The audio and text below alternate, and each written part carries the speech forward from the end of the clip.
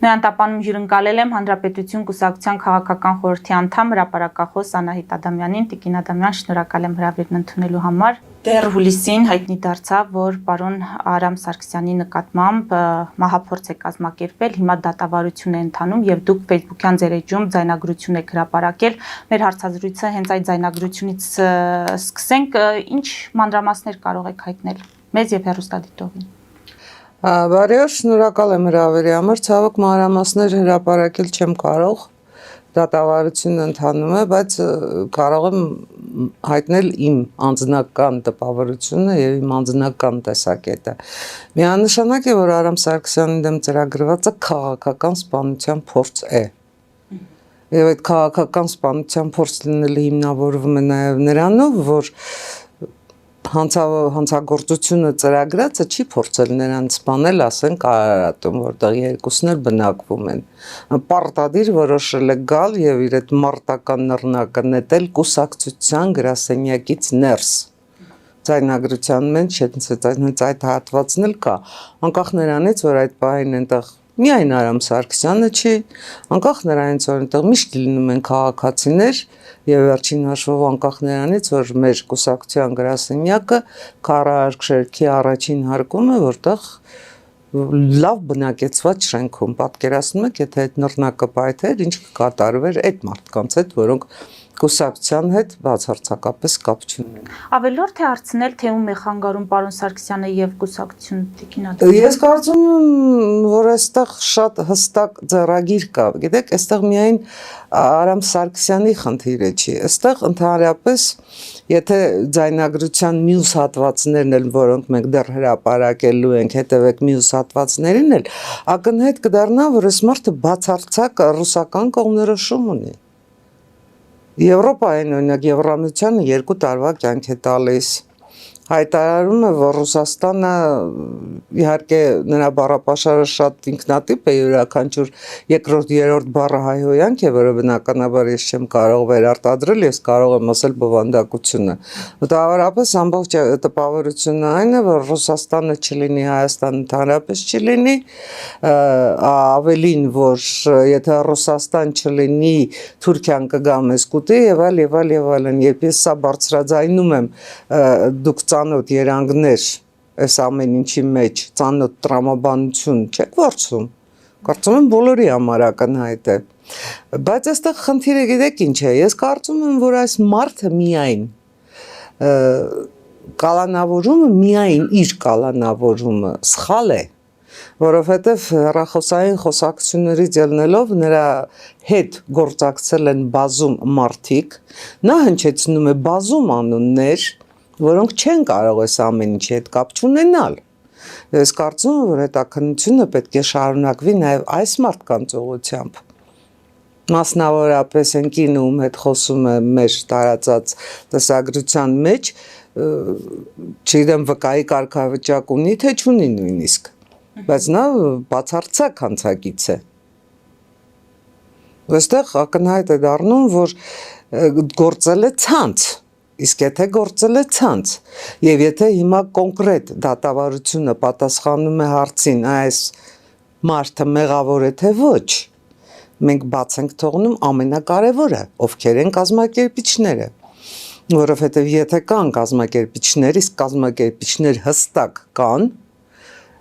առաջին ձախողված փորձից հետո նրանք երկրորդ, երրորդ փորձն են ձեռնարկելու։ Այդ պարագայում արդյոք Արամ Սարգսյանը եւ Հանրապետություն կուսակցությունը պաշտպանված են։ Սա է խնդիրը։ Եվ քանի դեռ մոտենում են ընտրությունները, միանշանակ է, որ այստեղ ոչ միայն անվտանգության խնդիր կա, այստեղ քաղաքական ուղղվածության խնդիր կա։ Եվ ես կարծում եմ, որ դատավարությունը պետք է ընդգրկի նաեւ այս ճյուղը, այս հարցերին պատասխանի, որովհետև սրանք անպատասխան չեն կարող մնալ, այս հարցերը կենսական հարցեր են եւ չեն կարող անպատասխան մնալ։ Փարաքարի դեպքում էլ Տիկին Ադամյան անպատասխան հարցեր էին մնացել, որ տեղի ունեցավ այնինչ տեղի ունեցավ եւ որքանով գնահատականները տարբեր են։ Իշխանությունները պնդում են, որ կենցաղային հողի վրա տեղի ունեցած սպանություն է, ընդդիմությունը շարունակում է պնդել, որ քաղաքական սպանություն է։ Ես ցավում եմ իհարկե, ինչ ասեմ, սպանվածներին, ցավակցում եմ նրանց հարազատներին, ցավում եմ, որ մեր իրականության մեջ դեռ շարունակվում են նման դեպքերը։ Երեք անկախ նրանից դա վենդետա էր, անկախ նրանից ինչ դրդապատճառներ կային, մարդիկ պիտի դադարեն միմյանց վրա կրակել։ Մարդիկ պիտի դադարեն միմյանց վրա կրակել։ Շունը հաչեց, չգիտեմ ինչ եղավ, զենք են բարձրացնում միմյանց վրա։ Ես կարծում եմ, որ այս ներքին չարացածության եւ անհանդուրժողականության մթնոլորտն է այստեղ ամենագլխավորը, որից մենք պետք է փորձենք հնարավորինս արագ ձերբազատվել։ Մենք այնքան անելիք ունենք, որ միմյանց ոչնչացնելը, միմյանց վրա կրակելը ամենավերջին բանն է, որ մենք պիտի անենք։ Այդ մթնոլորտից ձերբազատվելու բեռը ում ուսերին է մնում, Տիկին Ադամյան, եթե իշխանությունն էլ է կարծես թե իր ռետորաբանությամբ նպաստում մթնոլորտի Ես իշխանությունը կարող եմ աշխարհի բոլոր մեղքերի մեջ մեղադրել, դուք էլ կարող եք իշխանությունը աշխարհի բոլոր մեղքերի մեջ մեղադրել, բայց եկեք նաև ընդունենք այն պարզ իրականությունը, որ եթե մենք ուզում ենք, որ ասենք կոնկրետ փողոցը մաքրվի, փողոցը կոնկրետ, ես բերում եմ կենցաղային օրինակ, մենք ոչ թե պիտի անվերջ անդադար օրը 24 ժամ այդ փողոցը մաքրենք, մաքուր ունենալու համար, այլ չպիտի կեղտոտենք։ Այդտեղ կա սկզբունքային տարբերություն։ Հիմա եթե դուք ասում եք արդյոք իշխանությունը բնականաբար ունի իր մեղքը, իսկ մենք չունենք, մենք բոլորս յուրաքանչյուրս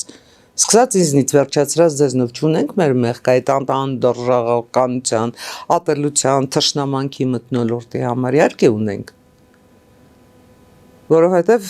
գիտակցենք, թե չգիտակցենք, արձանագրենք, թե չարձանագրենք, Հայաստանի Հանրապետության դեմ մղվում է հիբրիդային պատերազմ։ Եվ բոլոր նրանք, ովքեր տիրաժավորում են որոշակի իրավիճակների գնահատականներ, որոշակի լուրեր, նրանք դառնում են կամա թե ակամա, շեշտում եմ կամա թե ակամա, դառնում են այդ հիբրիդային պատերազմի զինվորիկները, ինքներս մեր դեմ մղվող հիբրիդային պատերազմի զինվորիկները։ Այո, իշխանությունը այստեղ մեղք ունի եւ գիտեք որն է իշխանության մեղքը։ Ես կարծեմ ձեզ այդ հարցազրույցներում էլ այդ թեմային մի քանի անգամ հարադարձել ենք։ Մենք պետք է ունենանք մի կենտրոն, որտեղ հավաքվեն բոլոր, ինչ ասեմ, տեղեկությունները, վերլուծվեն այդ տեղեկությունները, որտեղ մշակվի հակաքարոզչությունը, մեր դեմ մղվող քարոզչության հակաքարոզչությունը, հակափաստարկները։ Եվ արդյոք երբ, այստեղ ամենակարևորը երբն է, երբ մենք պետք է դուրս գանք պատասխանողի կարգավիճակից։ Ոչ թե սպասենք, որ մեզ հերթական անգամ մեղադրեն, զրպարտեն, սադրեն, Զանգեզուրի միջանց կասեն, այլ մենք առաջինը հարձակվենք, որ ստիպված լինեն մեզ վրա հարձակվողները մեզ պատասխանել։ Հիբրիդային պատերազմում հաղթելու միակ տարբերակը առաջին հարվածը հասցնելն է, ոչ թե անվերջ արդարանալը, անվերջ պատասխանելը, անվերջ մեկնաբանելը, անվերջ հերկելը։ Սա է խնդիրը։ Այ իշխանությունը վաղուց պիտի այդ կենտրոնը ստեղծած լիներ, վաղուց պիտի այդ մեթոդները մշակած լիներ եւ վաղուց պետք է ունենար քարոզչություն։ Այս պահին մենք չունենք պետականության պաշտպանության, պետականության պահպանության, հանուն պետականության գործող քարոզչություն։ Տեսեք, ես շեշտում եմ պետականություն, ոչ թե իշխանությունը, այլ պետականությունը։ Այս քարոզչության կարիքը մենք բոլորս ունենք, բոլորս։ Հիմա, քանի որ այդ թեմային անդրադարձակ, ինչ կարող եք ասել, ինչ է կատարվում Ալիևի եւ Փաշինյանի միջև։ Մենք ՄԱԿ-ի ամբիոնից տեսանք, որ Ալիևը կեղծեց իրադարձությունները, խեղաթյուրեց իրադարձությունները, մեղադրանքներ հնչեցրեց, որոնք բնորոշ են իր երկրին, Փաշինյանը պատասխանեց միայն այդ Զանգեզուրի միջանցքի մասով, այսպես կոչված։ Ես չեմ կարծում, որ Փաշինյանը միայն Զանգեզուրի միջանցքի մասով պատասխանեց, Փաշինյանը ըստ էության իր ամբողջ ելույթը հակադրություններ Ալիևի ելույթին։ Եկեք կոնկրետ ոչ թե քննարկենք որ հարցին ինչպես պատասխանեց, այլ բովանդակային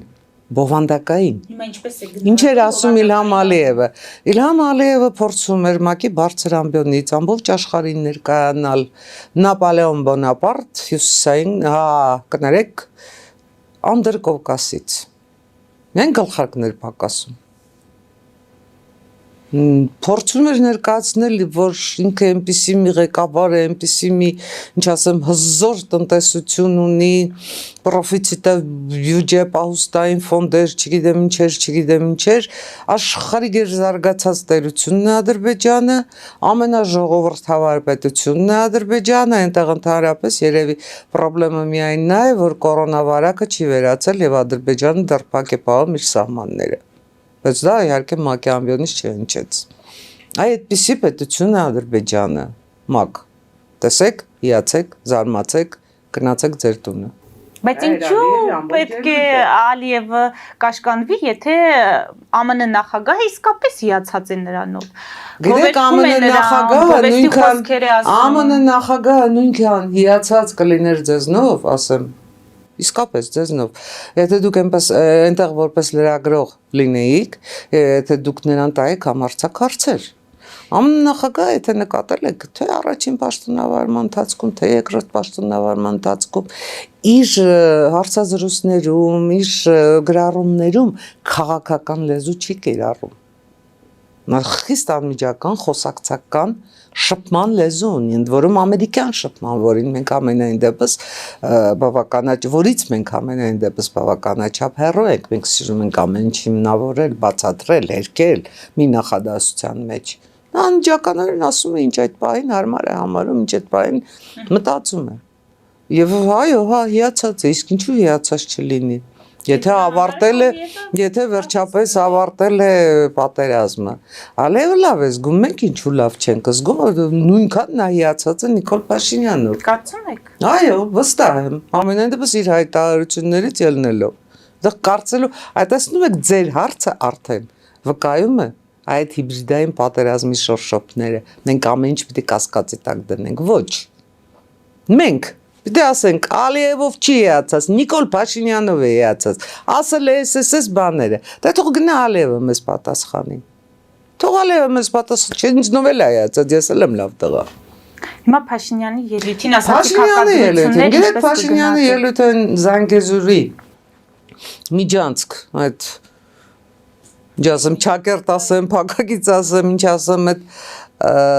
մտայնության Թերևս մտայնության դեմ ՄԱԿ-ի ամբիոնից շատ ճշգրիտ պատասխան էր, բայց Փաշինյանը շատ ավելի ճշգրիտ էր Հարավային Կովկասում Հայաստանի տեղի դերի ներկայացմամբ։ Դա Փաշինյանի այդ խոսույթը խաղաղության զարգացման ծրագիր ներկայացնելը, լայն սպեկտրով Հայաստանի Հանրապետության շփումները ներկայացնելը, բացարձակ հակադրություններ իր Ալիևին։ Բացարձակ հակադրություններ Իլհամ Ալիևին։ Եվ մենք դա պետք է հաշվի առնենք։ Հետո ի վերջո, եթե դուք ուշադրություն դարձրել եք, չգիտեմ, աշխատանքի բերումով հասցրել եք, չեք հասցրել, այնտեղ հնչող բոլոր ելույթներին որևէ երկրի ղեկավար, թերևս Իսրայելի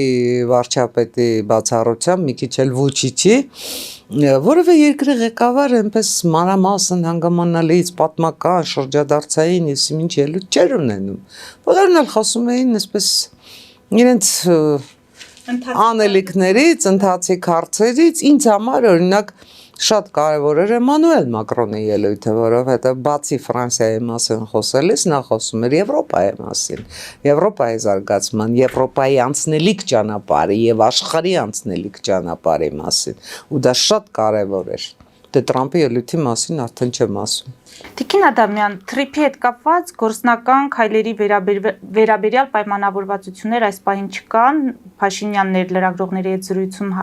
նշել, նաև հավելել է, որ պրոցեսների թրիփի հետ կապված գործընթացների հարցում չպետք է փորձել արագ անել գործընթացները, պետք է դանդաղ ճշգրիտ աշխատել, կարևորը որ առանց ընդհատումների ընթանան պրոցեսները։ Հիմա դուք բազմիցս ասել եք, որ պետք է Հայաստանը լինի նախաձեռնող, պետք է արագ կազմակերպել ամեն ինչ։ Հիմա Փաշինյանի այս դիրքորոշումը հասկանալի է։ Ես կարծում եմ, որ Փաշինյանի այդ դիրքորոշումը ոչ միայն հասկանալի չի, այլև դժվարանում եմ ձևակերպել ճշգրիտ, ամենայն դեպս իր այդ դանդաղ շտապելու միտքը որքան էլ որ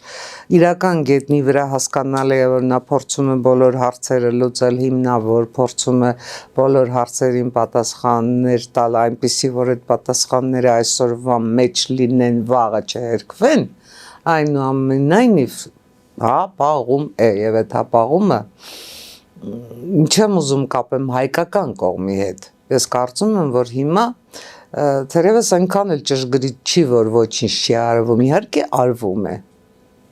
Ինչքան ամերիկյան պատվիրակություններ եկան եւ Ադրբեջան եւ Հայաստան։ Հայկական պատվիրակություններ մեկնեցին Վաշինգտոն։ Այսինքն process-ը գնում է։ Թերևս Նիկոլ Փաշինյանը նկատի ունի, որ ասենք այս պահին կոնկրետ հստակ պայմանավորվածություն չկա, որ Էս ինչ օրը, էս ինչ ժամին, էս ինչ բանը անում ենք։ Բայց եկեք այստեղ ֆիքսենք նաև Հայաստանի Հանրապետության կառավարության վարած քաղաքականությունը։ Ես կոնկրետ կանդրադառնամ, ասենք, միջուկային անվտանգության խնդրին։ Կոնկրետ։ Դեռ տրիպի ճանապարհը մի կողմ դնենք։ Եթե դուք հիշում եք,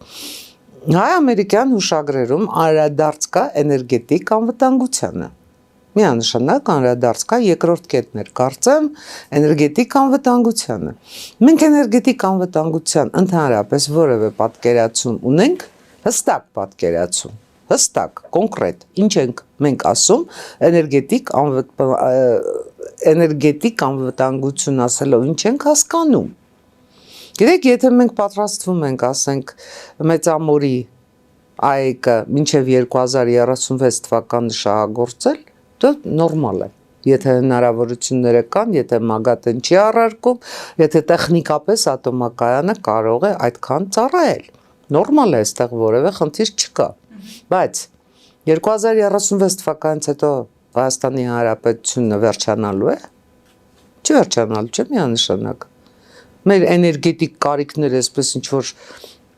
երկնքից մանանա է թափվելու, մենք հասկանալու ենք, որ մեզ ոչ ջեք է պետք, ոչ եկ է պետք, ոչ այեք է պետք, ոչ մի բան պետք չի, երկնքից մանանան թափվում է, մենք օգտագործում ենք իբրև էլեկտրականություն,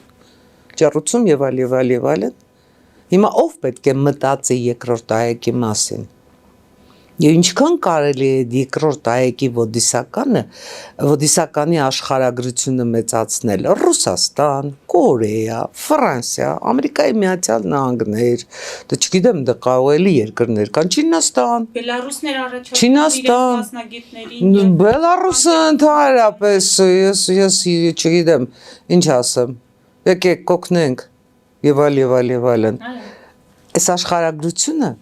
Սա այն դեպքն է, կոնկրետ այն դեպքն է, որ այդ ծովածավալ աշխարհագրությունից պետք է ընտրես կոնկրետ մեկ երկիր։ Եվ այդ մեկ երկիրը պետք է լինի Ամերիկայի Միացյալ Նահանգները, որովհետև դու այս հարցով լուծում ես ոչ միայն էներգետիկ անվտանգության խնդիր, այլև ազգային անվտանգության խնդիր, կոնկրետ անվտանգության խնդիր ես լուծում։ Հիմա մենք ինչքան պիտի ձգենք այս գործընթացը։ Եթե մենք գնում ենք այս ԱԵԿ-ի պատմությունը եւ դարձնում ենք ամուսարի 2 միանգամից ասեք էլ այս մասին ընդհանրապես ինչ ասեմ այս թեմայի վրա խաչ քաշենք փորձենք գտնել այլ ելք գտնել Հայաստանի Հանրապետության էներգետիկ անվտանգությունը ապահովելու համար հիմա այստեղ դանդաղ հապաղելը դանդաղ շտապելը թե չգիտեմ արագ հապաղելն է ճիշտ Փորձեք ինքներդ այդ հարցին պատասխանել, ես կարծում եմ միանշանակ չուշանալն է ճիշտ։ Իսկ մենք անverջ ուշանում ենք։ Մենք ուշանում ենք հապկից դուրս գալ։ Սառում ենք։ Դրած սառում ենք հապկում։ Մենք ուշանում ենք այս կոնկրետ էներգետիկ անվտանգության խնդիրը լուծել։ Մենք սպասում ենք, որ Ամերիկայի Միացյալ Նահանգները կգա իր ծրագրերով Մենք էլ կնստանք այդ ծրագրերը կքննարկենք համատեղ կամ այնտեղ կամ այստեղ, չգիտեմ որտեղ, ու կասենք, ես ուզում ենք, չենք ուզում, չէ։ Բարի եղեք ձեր ծրագրերը կազմել եւ ձեր ծրագրերը համադրել Ամերիկայի Միացյալ Նահանգների ծրագրերի հետ։ Ամերիկայի Միացյալ Նահանգները այստեղ չի գալու մեզ համար դրախտի դռներ բացի։ Դրախտը մերն է, դուռն էլ մերն է։ Մենք պիտի այդ դռները բացենք։ Եվ կա վերջին հաշվով, այստեղ կա շատ կարևոր նաև մեկ այլ հանգամանք։ Օրինակ, ինչու էր Եվրամիության բարձր ներկայացուցիչ Մարտակոսը եկել Ադրբեջան, հետո եկավ Երևան։ Ինչ խնդիրներ էր Մարտակոսը լուծում։ Բացի նրանից, որ Հայաստան Եվրամիություն հարաբերությունների մասին շատ արդյունավետ եւ բովանդակալից, իսկապես բովանդակալից տակածրագիր ունեցող խոսակցություն բացվեց։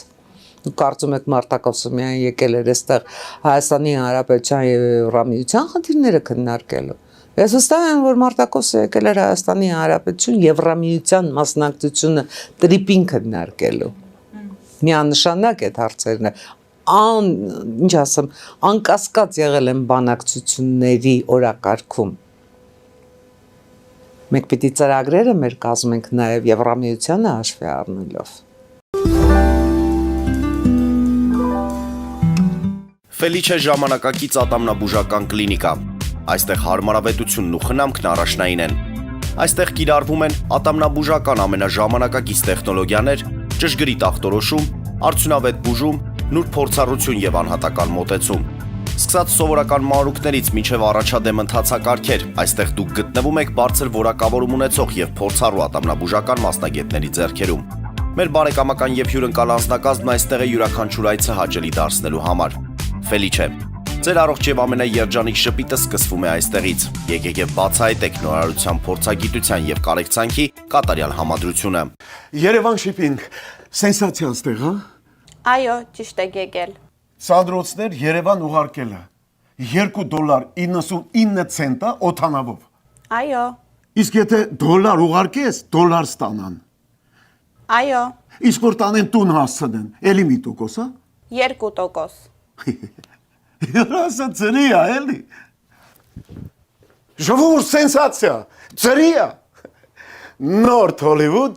Գլենդել։ Ջաքփաթ հագուստի խանութը երկրորդ մասնաճյուղն է բացել Գլենդելի սրտում, որտեղ կարող եք ձեռք բերել եվրոպական եւ ամերիկյան ընտիր հագուստեղեն, կոշկեղեն, աքսեսուարներ, պայուսակներ ամենահարմար արժեքներով։ Նաեւ կարող եք ցանկացած ապրանք պատվիրել եւ ձեռք բերել կարճ ժամանակում։ Ջաքփաթի Գլենդելի հասցեն է 1135 North Pacific Avenue, հեռախոս 818 813 2252։ Ջաքփաթ հագուստի լավագույն կենտրոնը Գլենդելում։ 60-ից ավելի ճանաչված եվրոպական բրենդների ինքնատիպ, չկրկնվող եւ մատչելի ընտրանին Fortuna Home and Country House խանութ սրահում։ Նորավոճ սպասք եւ կահույք հորեկա բնագավառի համար, տեքստիլ տնտեսական ապրանքներ, ամեն ինչ գեղեցիկ կյանքի համար։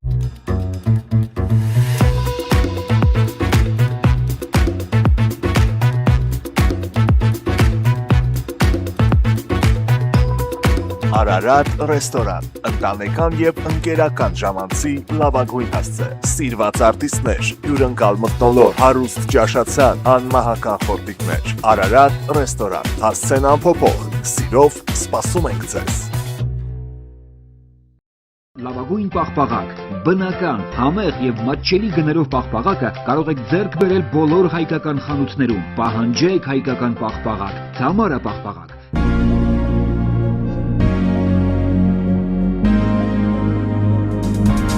Տպագրեք ձեր գիրքը Նոյան տապան տպագրատանը, ինչպես նաև թերթեր, ամսագրեր, բուկլետներ եւ այլն։ Հասցեն քաղաք Երևան, Իսահակյան 28 առաջին հարկ։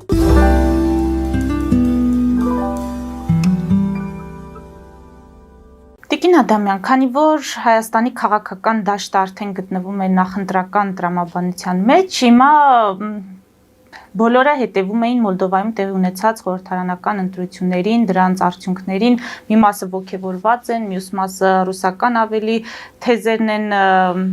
շրջանառում գնահատականներ հնչեցնելիս։ Հիմա որքանով է կարևոր այդ ընտրությունների արդյունքները նաև մեզ սպասվող ընտրությունների համատեքստում։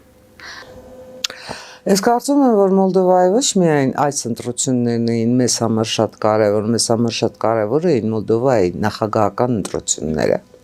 որովհետև եթե Մոլդովայի նախագահական ընտրություններում եւ հանրաքվեում Եվրամիության անդամակցության հանրաքվեում Մոլդովան չհասներ այն արդյունքների, ինչին հասավ, խորհրդարանական ընտրությունների ելքը արդեն իսկ վճռված կլիներ։ Եվ եթե մենք խոսում ենք Մոլդովայի մասին, եկեք նաև հաշվի առնենք, որ Մոլդովան այն պետությունն է, որը ինչպես հետխորհրդային տարածքի բոլոր պետությունները Ռուսաստանը փորձում է վերցնել իր երկաթի ակցիանի մեջ։ Եվ թերևս Մոլդովան Ռուսաստանի համար շատ ավելի կարևոր է այն առումով, որ ինչքան փորձեց Ուկրաինայով մտնել Օդեսա չկարողացավ, եթե Մոլդովայում փորձեր եւ հասներ հաջողության, շատ ավելի մոտենալու էր Օդեսային։ Այս խնդիրն էլ կա։ Թերևս խնդիր, որ շատ քիչ է բարձրաձայնվում կամ ընդհանրապես չի բարձրաձայնվում։ Այդ ասեք դուք վերցնում եք հասարակության մեջ ինչ արձագանքներ են եղել, իսկ վերցնենք միջազգային ինչ արձագանքներ են եղել։ Միայն Ռուսաստանն է, որ անդադ բողոքում է, միայն Ռուսաստանն է, որ չի ճանաչում ընտրության արդյունքները, եվրոպական եւ չգիտեմ էլ ինչ միջամտություններից է խոսում եւ այլ եւ զարմանում թե Բելարուս ինչու մինչեւ հիմա Մոլդովայի ընտրությունների մասին ոչինչ չի ասել։ Բայց կան երևի ուշանում է։ Բայց թողնենք դա, հիմա տեսեք, մեզ համար գերկարևոր էին Մոլդովայի ընտրությունների դասերը մի քանի առումներով։ Ես հիմա փորձեմ ցույց տալ Հայաստանի Հանրապետության Մոլդովայի նմանությունները եւ Հայաստանի Հանրապետության Մոլդովայի տարբերությունները, այնուամենայնիվ մենք նաեւ տարբերություններ ունենք։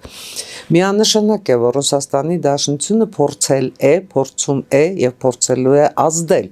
ոչ միայն Մոլդովայի, այլ Հայաստանի Հանրապետության ընտրական գործընթացների վրա։ Մոլդովայում էլ հասարակությունը երկփեղկված է, Մոլդովայում էլ կա վատ տնտեսական իրավիճակ, Մոլդովան էլ ունի իր, ասենք, իր Լեռնային Ղարաբաղը ճակերտներում Գագաուզյան, բայց իր Գագաուզյան դեռ իրենն է։ Թեպետ այնտեղ ռուսամետները շատ ավելի ուժեղ են, շատ ավելի կառույցները շատ ավելի զարգացած են, բայց Մոլդովան գտնվում է Եվրոպայում, Եվրոպայի կենտրոնում, եւ սա իրեն տալիս է առավելություններ ի տարբերություն Հայաստանի։ Մոլդովայի հարևանները Մոլդովայի դեմ չեն պատերազմում։ Սա է խնդիրը։ Այս սրանք մեր արմատական տարբերություններն են։ Ինչ է կատարվում Մոլդովայի քաղաքական դաշտում։ Բնականաբար ռուսամետները այնտեղ անverջ իրենց, չգիտեմ, իրենց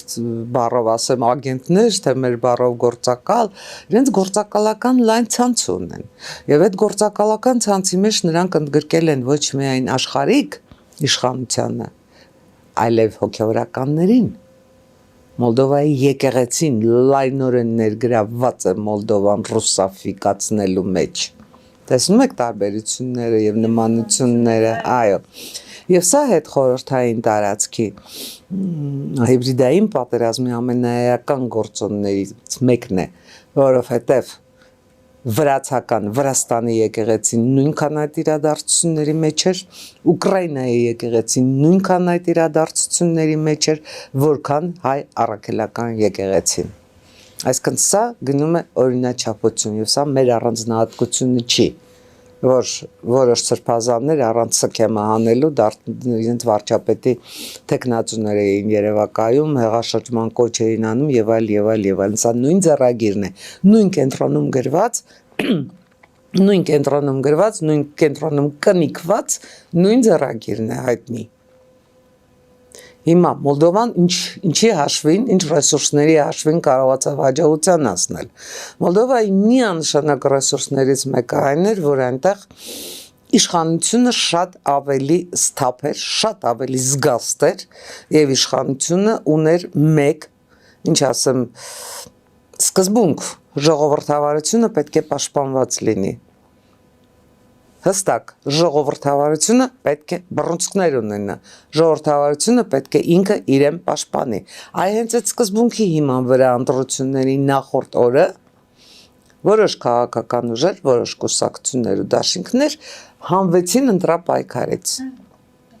Կարվի Հայաստանում այդ քայլը։ Որևէ մեկը չի կարող ասել, որևէ մեկը այդ հարցի պատասխանը չունի։ Որտեղ ամենայն հավանականության Հայաստանի Հանրապետությունում ժողովրդավարության պաշտպանվածության ընկալումը չկա։ Մենք գտնում ենք, որ ժողովրդավարությունը պիտի գա մեզ պաշտպանի, ոչ թե մենք պիտի ժողովրդավարությունը պաշտպանենք։ Այս սա է ընկալումների հիմնական տարբերությունը։ Հիշում եք, կարծեմ ձեզ հետ հարցազրույցում էր դեռ Գյումրիի ընտրություններից առաջ, ես ասում էի, որ պետք է կատարել օրենսդրական փոփոխություն եւ արգելել կուսակցություններ գնելը կամ կուսակցություններ վարձակալելը։ Եվ այդ պարագայում թույլ չտալ, որ կուսակցություն գնաց, կուսակցություն վարձակալած, կուսակցության կնիկ, չգիտեմ, վարձակալած անձինք ընդհանրապես հասնեն ԿՀ։ Բարձրանալու է համապետական տխտիմ ընտրություններին։ Համապետական ընտրություններից առաջ այս խնդիրը բարձրանալու է, թե ոչ։ Եթե հիշեք, փորձեք հիշել մեր ապրած ամառը, բացի օգոստոսի 8-ի իրադարձություններից, որը ես կարծում եմ այս տարվա ամենակարևոր իրադարձությունն է եղել ու շրջադարձային իրադարձությունն է եղել, որը Հայաստանի Հանրապետությունը ընդհանրապես դրեց այնպիսի մի հարթության վրա, որտեղ այլևս հաղթած պարտված չի քննարկվում։ Ինչքան էլ Իլհամ Ալիևը ՄԱԿ-ի ամբիոնից թե որտեղից Հայաստանի Հանրապետության համարի կապիտուլացված պետություն, որը աբսուրդ է, ամենայն դեպս երևի թե իր այդ դասից փախած է եղել իր ՄԳԻՄՈ-ում ու չգիտի կապիտուլյացիան ինչ է ու ինչպես է, հա, դու Երևան չես մտել, ինչն ես կապիտուլացրել ու ընդհանրապես դու Հայաստանի Հանրապետության իսկ պատերազմ չես հայտարարել։ Պատերազմ չես հայտարարել Հայաստանի Հանրապետության, ինչ կապիտուլյացիայի մասին է խոսքը։ Այս դնենք մի կողմ։ Գիտեք, Վաշինգտոնի ամենակարևորը այն էր, որ Հայաստանին էլ, Ադրբեջանն էլ նույն հարթության վերադրվեցին, այլոց վերացավ հաղթած պարտված պետություններ։ Հիմա եթե վերադառնում ենք 26-ի ընտրություններին, ես կարծում եմ, որ մենք այո, եւ օրենսդրական փոփոխությունների անհրաժեշտություն ունենք խորհրդարանը իր աշխատանքի 1 տարվա մեջ պետք է ժողովրդավարությունը պաշտպանող այդ ուժերի հնարավորությունները սահմանափակող օրենքներ հասցնի ընդունել, բայց բարձրացվում է այդ հարցը, թե ոչ, սա է խնդիրը։ Տիկին Ադամյան, ամփոփենք, շատ կարճ Թուրքիայի ազգային ավիափոխադրողը խոշորագույն ուղիղ կանոնավոր թռիչքներ դեպի Երևան իրականացնելու մասին է հայտարարել, նաև Թուրքիայի ազգային անվտանգության խորհուրդը վերահաստատել է իր աջակցությունը Հայաստանի հետ հարաբերությունների կարգավորման ջանքերին, նիստը վարել է Էրդողանը եւ ընդգծվել է նաև Ադրբեջանի եւ Նախիջևանի միջև տրանսպորտային միջանցքի կարեւորությունը, որը կծառայի տարածաշրջանի բոլոր երկրների շահերին։ Միջանցքի Որքան ես նայել եմ միջանցքի այդպես Որքան ես նայել եմ անվտանգության խորհրդի, այնտեղ միջանցք բառ չկար։ Շատ լավ, հայկական մամուլից է վերցված։ Հայկական մամուլը սիրում է միջանցք բառը։ Դեպքում օգոստոսի 8-ի ազդեցության հետևանք է այս գործընթացը, այս process-ը, նաև թռիչքների ուղիղ։ Իհարկե, տեսեք, այստեղ Թուրքիան նույնիսկ որքան հիշում եմ, հաստատ դուք էլ կհաստատեք, Հական Ֆիդան նույնիսկ հայտարարել էր, որ Հայաստանի եւ Ադրբեջանի միջև խաղաղության համաձայնագիրը կստորագրվի 2026-ի առաջին կեսում։ Ինչի հիման վրա է այդ հայտարարությունը։ Արդյոք միջազգային ֆորումը, որպես ժողովրդավարության միջազգային ֆորումը, որ պետք է Հայաստանում լինի, Երևանում լինի, այդ ֆորումի շրջանակներում է, արդյոք նկատի ունեն ընտրությունները, ինչ նկատի ունի Հական Ֆիդանը։ Ձեր կարծիքով ինչն է։ Ես կարծում եմ, որ Հական Ֆիդանը պարզապես հերթական անգամ Ադրբեջանին ասում է գնաց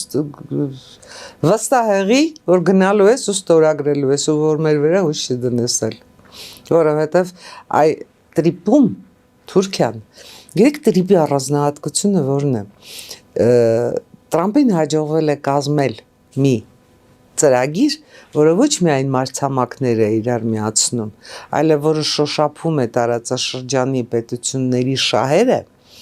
որը տարածաշրջանի պետություններին զարգացման հնարավորություններ է տալիս։ Այնպիսի զարգացման հնարավորություններ, որ Ադրբեջանը ինքը պիտի շահագրգիռ լինի, որ այս տրիպը գործի, Թուրքիան ինքը պիտի շահագրգիռ լինի, Հայաստանը ինքը պիտի շահագրգիռ լինի, Վրաստանը ինքը պիտի փորձի տրիպի մեջ մտնել, Իրանը տրիպին պիտի որևէ բացասական արձագանք չտա եւ փորձի ինքը ներգրավվել տրիպի մեջ։ Սա է այս ծրագրի հաջողությունը։ Գիտեք, այն որ նոր օգոստոսի վերջի քննարկումներում ամենաբուրն հարցերից մեկը այն էր, որ երաշխիքներ չկան։ Երաշխիքներ չկան։ Սա է երաշխիքը։ Երաշխիքը նա է, որ սա փոխշահավետ ծրագիր է, երաշխիքը նա է, որ պատերազմը դառնում է շատ բարձր գին ունեցող եւ որևէ պետություն այլևս ինքը իր դեմ իր շահերի դեմ չի գնա եւ այդքան բարձր գին չի վճարի պատերազմի համար, այսինքն սա միաժամանակ ապահովում է եւ անվտանգություն տարածաշրջանի համար եւ տարածաշրջանի համար ապահովում է զարգացման հնարավորություններ, սա է խնդիրը, մենք սա պիտի տիրաժավորենք, մենք սա պիտի բացատրենք, ոչ թե նստենք քննարկենք, դե հիմա Հայաստանը թրքանում է, այ անվտանգության խորհրդի նիստում հիմա էլ ինքնաթիռներով թուրքերը կգան, կլցվեն ստեղ վերջ, արդեն ռուսները կգան, Հայաստանը կդառնա, չգիտեմ, Թուրքիայի ինչը վիլայեթ, այս ախմախություններին, այս ինչ ասեմ, մանկապարտեզի երեխեքին էլ վիրավորում ենք, մեղք են երեխեք, նրանք ավելի խելոք են, այս անմակարդակ քննարկումներին պետք է վերջ տալ, որովհետև սա ուղղված է Հայաստանի Հանրապետության դեմ, իսկ որևէ կուսակցություն, ինչ ուզում է լինի, պետության դեմ գնալով միանշանակ պարտվելու է։ Շնորհակալ եմ։ Ես եմ շնորհակալ։ Մեծ դիտողներին հիշեցնեմ, որ զրուցում էի Հանրապետություն կուսակցության քաղաքական խորհրդի անդամ հրապարակախոս Անահիտ Ադամյանի հետ, մեր ուղիղ եթերները կարող եք դիտել Patreon-ում, նաև այդ հարթակում աջակցել մեզ էկրանին երևացող QR կոդով։